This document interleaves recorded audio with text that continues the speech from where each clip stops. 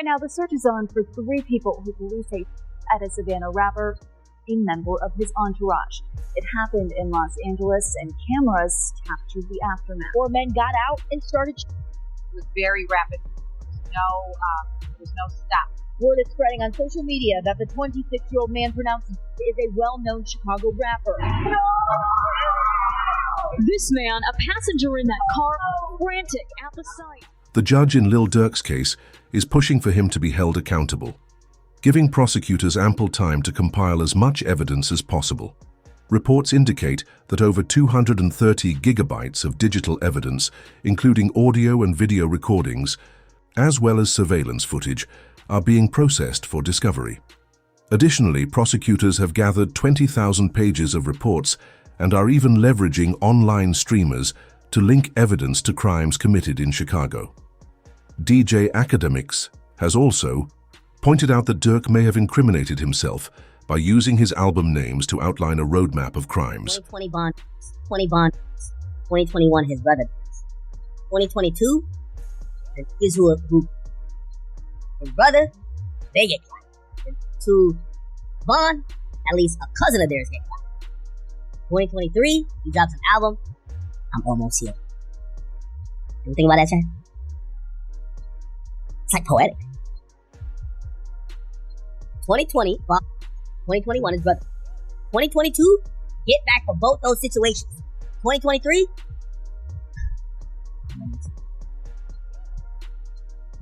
This information led the judge to deny Lil Durk's recent bond request, despite his lawyers proposing a $3.3 million bond backed by equity in his homes and cash from Sony Music.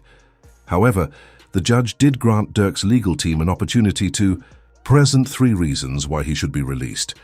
If they fail, it could mark the end of Lil Durk's case. The first argument from his lawyers is an alibi drawn from his lyrics, countering the prosecution's claim that he incriminated himself. In a move reminiscent of the YSL trial, Durk's legal team pointed to a declaration from his producer in the Murder for Hire case, stating that the song Wonderful Wayne and Jackie Boy, featuring Babyface Ray, whom prosecutors claim bragged about a fatal incident, was actually recorded 7 months before the crime took place. Court documents even included an attachment showing the original project file's creation date, proving the lyrics in question were written before the event. One of these lyrics, "Look on the news and see your son screaming, 'No, no,' closely mirrors the real-life scene where Quando Rondo was seen at the crime scene shouting no." This man, a passenger in that car, frantic at the sight. In response, prosecutors countered in court by highlighting additional connections between Lil Durk's lyrics and real-life events. They pointed to a line where Durk raps, "Wops told me they got an addy, and they got the location," arguing that it ties directly to a statement made by Brick Baby. In his announcement, Brick Baby claimed that if Lil Durk had asked, he would have provided Quando Rondo's location out of loyalty to him. Then it's people like, you lined up somebody from your hood. Like, listen, I didn't. But at the end of the day, what's wrong with giving my friend the address? Oh, look, this is my boy. He lost his boy. Who did it could be around. 9 times out of 10, he had to ask me, I probably would have been. If he even asked anybody, if this is even true. But 9 times out of 10, like I said, can I leak a bar? Sure. I said if he make the call right now, I'd accept it. Right. With these 2 pieces of evidence potentially being the biggest coincidences of all time, Lil Durk's lawyers were prepared to push back. They shifted the focus to the lack of protection their client has received in jail, arguing that the system has failed to ensure his safety.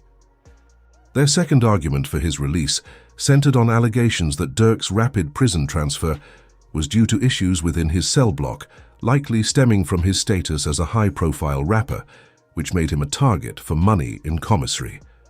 His legal team claimed that Lil Durk is not being treated and protected by the law as he should be while incarcerated. They further alleged that Quando Rondo is orchestrating attacks on Durk as an act of revenge. To support this claim, they pointed to 2 separate interviews given by Quando Rondo and Lul Tim, both released on the same day, where they delivered nearly identical messages. While some saw this as a strange coincidence, others believed it was a deliberate move to prevent federal authorities from targeting Quando and Tim for retaliating against Durk.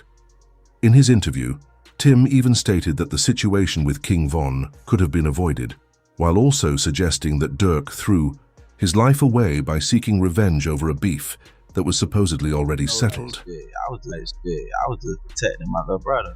When you did finally find out that it was King Von, how'd you feel? I was like, damn, if Brian did that stupid shit last night, he still would have been alive. That's how I was. But I was like, I ain't know the type person I am. Like, I'm a humble person. I ain't know no disrespect to like his mama saying like that, because I could easily get on that type of stuff and be clout chasing type. But like, I ain't on that type. I'm a humble person, but it's like they ain't never popped that shit off. That shit never happened like that. This tied directly into Quando Rondo's interview, where he echoed the same sentiment, expressing that he wished the situation had been handled differently. He reinforced the idea that Lil Durk, despite having a family and many responsibilities, ultimately threw it all away in pursuit of revenge. Whoever on my side, they got kids and a mama that 100% know them. And at the end of the day, bro, all this book that we talking about is stupid. That could have been handled a totally different way. It could have been handled to the point where a song and $3-4 million could have came out, or whatever. Like, they could have got handled in a legit way, in a music way. This debate quickly went viral on social media, with some arguing that Lil Durk deserves to live under these conditions, while others insisted that he should be protected by the law. Charleston White even weighed in, stating that individuals like YNW Melly, Lil Durk, and others who have taken a life shouldn't be living comfortably in jail, as they have committed one of the most serious crimes of all time. The YNW Melly, I'm so happy he in jail getting mistreated. Yeah, I'm so happy he in jail getting mistreated, homie. Homie, when you take a life, homie, you ain't got a right to complain about a motherfucking thing, about being mistreated, when you done chose to play. Think somebody. The prosecutors then took their turn in court, holding nothing back as they announced that federal authorities believe Lil Durk paid to have two individuals targeted. The first was Stefan Matt, the person responsible for the death of Durk's brother D-Thang. The second was OTF Jam's baby mother, who passed away after Durk allegedly discovered that Jam had been wearing a wire around him. Prosecutors argued that OTF Jam is the key to linking Durk to all three crimes. They pointed to an Instagram live video where Lil Durk seemingly realized that OTF Jam was wired. In the footage, Jam could be seen holding the top of his jacket and whispering into it, appearing to check if everything was properly connected.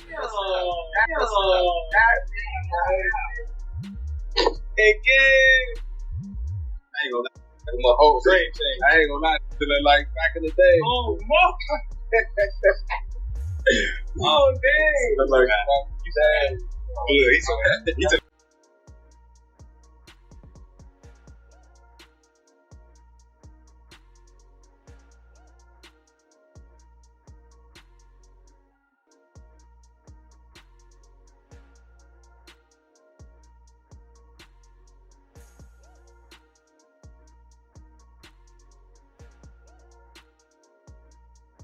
Alongside this evidence, prosecutors expanded their investigation to include other deaths linked to Lil Durk.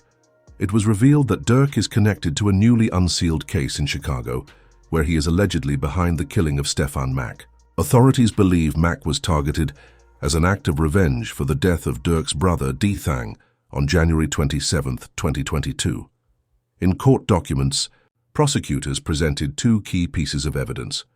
The first was an Instagram story posted by Durk just 30 minutes after Mack's passing, where he wrote, "For D-Thang." The second was an Instagram live video the following day, in which Durk was seen laughing, a moment prosecutors suggest could indicate a connection to the crime. You can't see other shit. What? Chicken on phone. Hey, somebody else said, slap con. What is it? Slap con. But the prosecutors were not done here.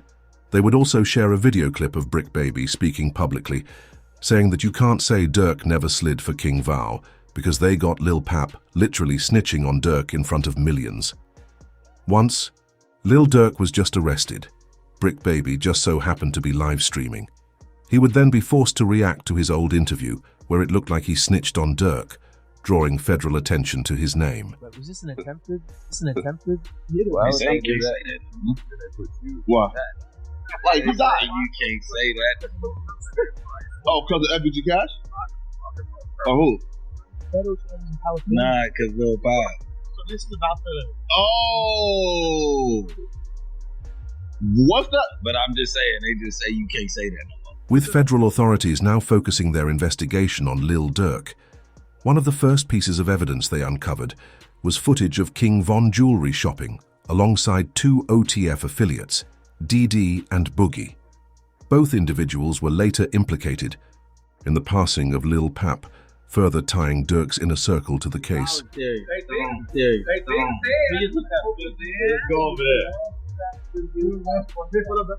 Boss, you good? My boy. They got real in here, man, because he just stepped in. This connection made it highly likely that they also sought revenge for Von, as they spent time with him every day. The situation sparked rumors that OTF members might begin snitching on each other, and even on Durk, in hopes of securing their own freedom. In response to the growing tension, OTF Bizou stepped in, attempting to calm everyone down. Know what's going on, but the people that's in the courtroom, man, for real. There'll be false accusations. Y'all don't even know what's going on for real. Y'all really be trying to play Inspector Gadget and all this. Y'all just be weird. That's what I'm talking about, man. Like, first y'all into the jam bowlers out there. Now y'all come on money up there, man. Snitch on what? Y'all don't even really know what's going on for real. Some of my kids, y'all really just be running. That's why I don't participate in nothing that got to do with nothing illegal. Because y'all be trying to get them put under the jail. But then federal prosecutors introduced evidence in court that left virtually no room for defense. A recorded phone call from Lil Durk himself. In the call, he assured everyone that he was standing strong and refusing to enter protective custody. However, this presented a major issue, as Durk was not permitted to use jail phones for such communications, further complicating his legal situation.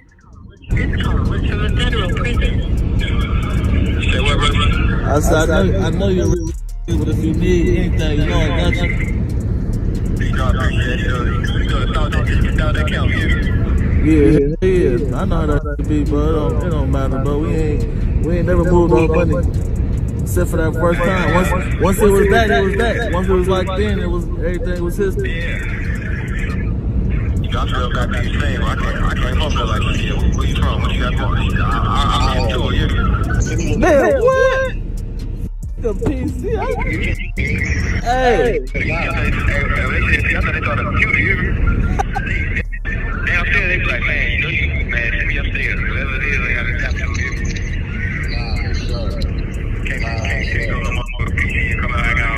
At this point, Lil Durk's lawyers presented their third and final argument for his release, choosing to be straightforward with the judge.